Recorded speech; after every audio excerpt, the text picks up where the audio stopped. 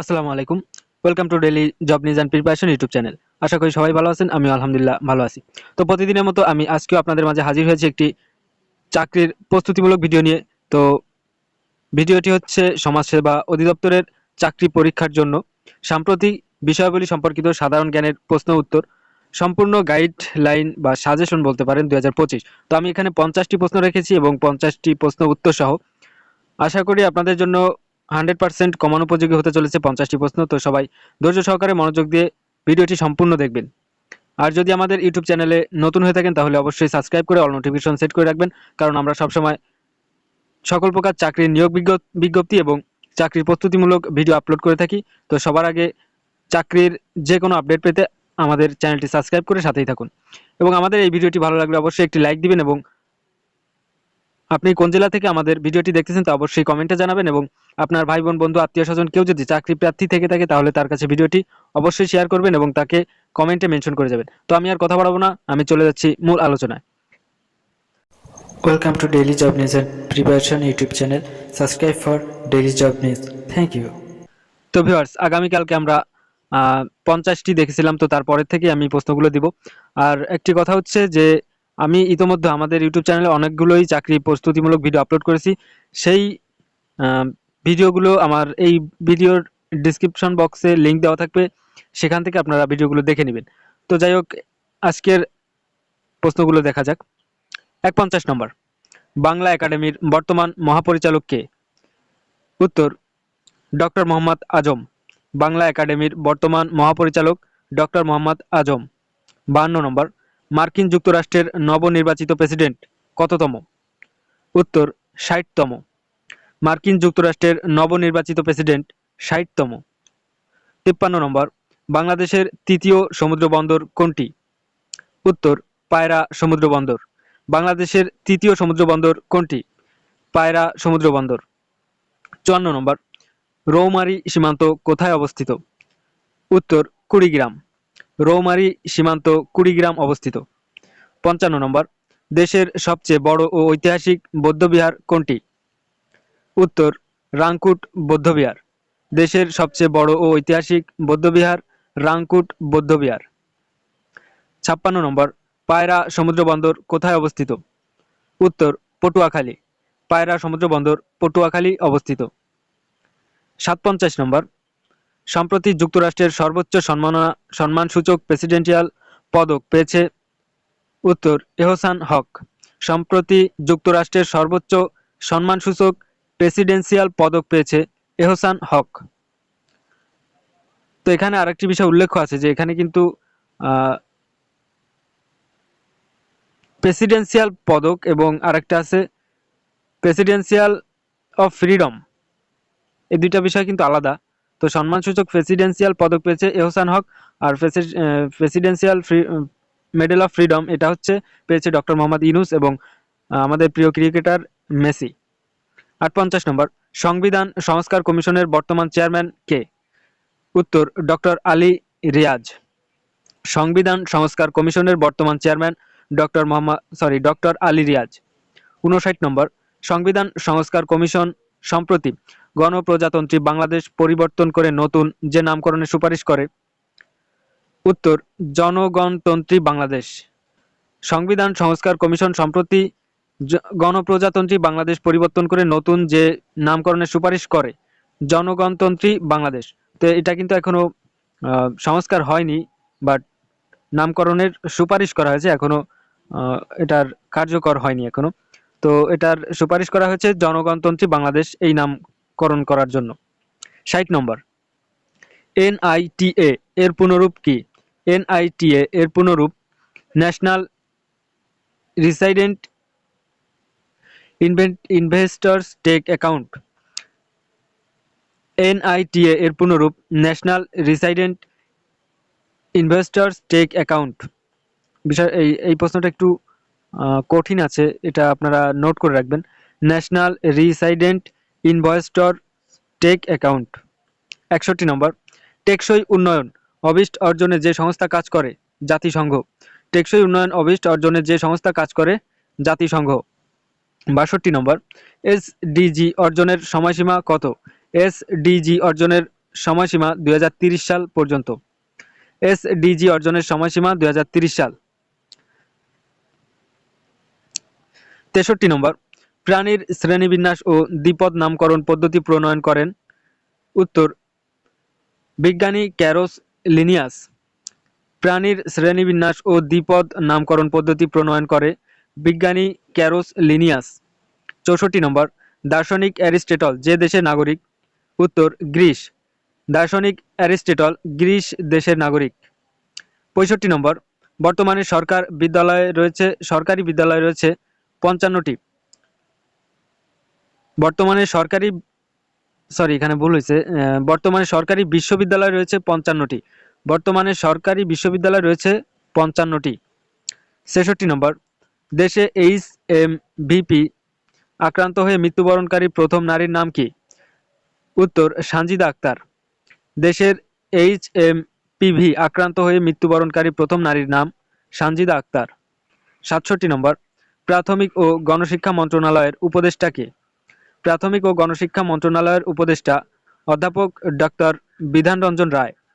প্রাথমিক ও গণশিক্ষা মন্ত্রণালয়ের উপদেষ্টা অধ্যাপক ডক্টর বিধান রঞ্জন রায়। 68 নম্বর, যুক্তরাষ্ট্রের কেন্দ্রীয় ব্যাংক কোনটি? যুক্তরাষ্ট্রের কেন্দ্রীয় ব্যাংক ফেডারেল রিজার্ভ, ফেড। যুক্তরাষ্ট্রের কেন্দ্রীয় ব্যাংক ফেডারেল রিজার্ভ ব্যাংক অর্থাৎ ফেড, ফয়েকার ড, ফেড। 69 নম্বর, বর্তমানে প্রধান নির্বাচন কমিশনার কে? উত্তর, MM নাসির উদ্দিন। বর্তমানে প্রধান নির্বাচন কমিশনার MM নাসির উদ্দিন। 70 নম্বর, WEF এর পুনরূপ কি? WEF এর পুনরূপ ওয়ার্ল্ড ইকোনমিক ফোরাম। WEF এর পুনরূপ ওয়ার্ল্ড ইকোনমিক ফোরাম। 71 নম্বর, বাফুফের বর্তমান সভাপতি কে? বাফুফের বর্তমান সভাপতি তাবিথ আওয়াল। বাফুফের বর্তমান সভাপতি তাবিথ আওয়াল। 72 নম্বর, ইসরো যে দেশভিত্তিক মহাকাশ গবেষণা সংস্থা? উত্তর, ভারত। ইসরো যে দেশভিত্তিক মহাকাশ গবেষণা সংস্থা? ভারত। তো এখানে কিন্তু প্রশ্নটা ঘোরায়ও আসতে পারে যে ভারতের মহাকাশ গবেষণা সংস্থা কোনটি? এখানে ধরুন অপশনে দিয়ে দিল ইসরো থাকলো, তো তখন কিন্তু আমাদের এটাকে সিলেক্ট করতে হবে যে ইসরো হচ্ছে ভারতের দেশভিত্তিক মহাকাশ গবেষণা সংস্থা। 73 নম্বর, খেরসান অঞ্চলটি অবস্থিত কোথায়? উত্তর, ইউক্রেনে। খেরসান অঞ্চলটি অবস্থিত ইউক্রেনে। 74 নম্বর, টিকটক নিষিদ্ধের আশঙ্কায় নতুন চীনা অ্যাপ রেড নোট। টিকটক নিষিদ্ধের আশঙ্কায় নতুন চীনা অ্যাপ রেড নোট। 75 নম্বর, বাংলাদেশের শতকরা কত ভাগ লোক বর্ণান্ধ? উত্তর, 10%। বাংলাদেশের শতকরা 10% লোক বর্ণান্ধ। 76 নম্বর, 1 জানুয়ারি 2025 সালে পল্লীকবি জসিম উদ্দিনের কততম জন্মবার্ষিকী পালিত হয়? উত্তর, 122তম।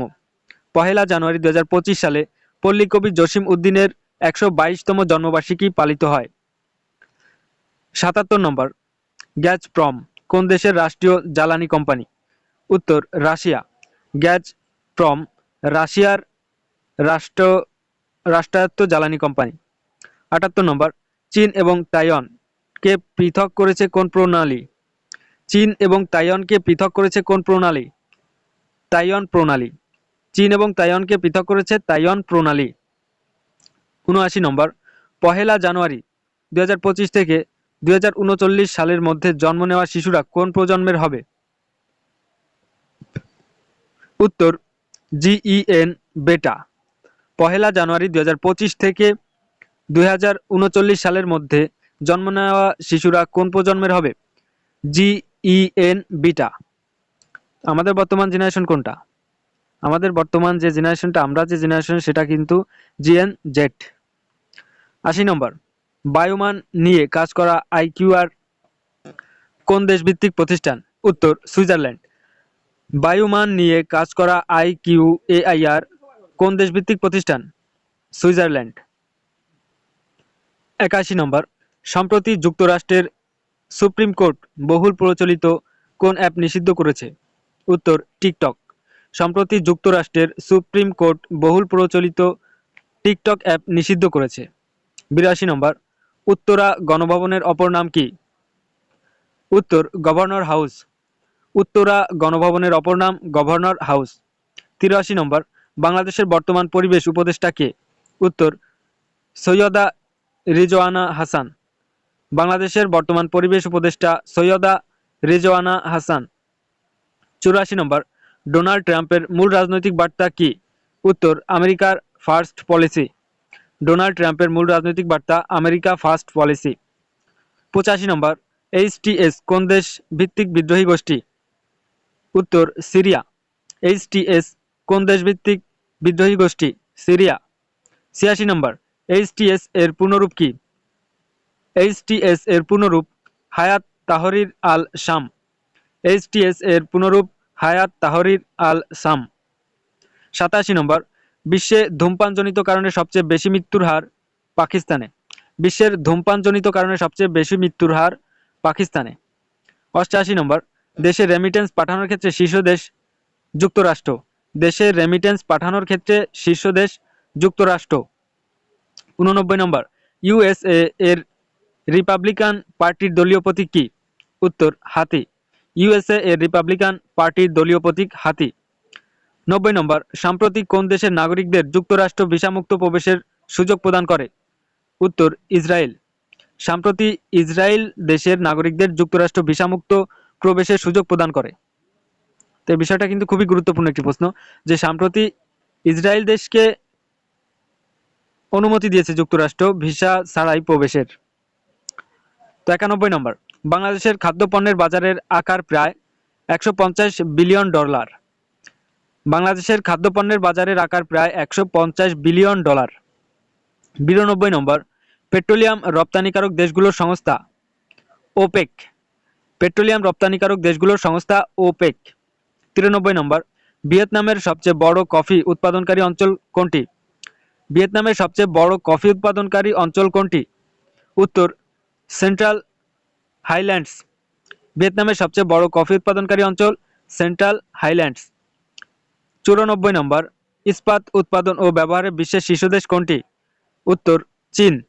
ইস্পাত উৎপাদন ও ব্যবহারে বিশ্বের শীর্ষ দেশ চীন। ৯৫ নম্বর, সম্প্রতি ইসরায়েল ও হামাসের যুদ্ধবিরতি চুক্তি সম্পাদন হয় দোহা, কাতার। সম্প্রতি ইসরায়েল ও হামাসের যুদ্ধবিরতি চুক্তি সম্পাদন হয় দোহা, কাতার।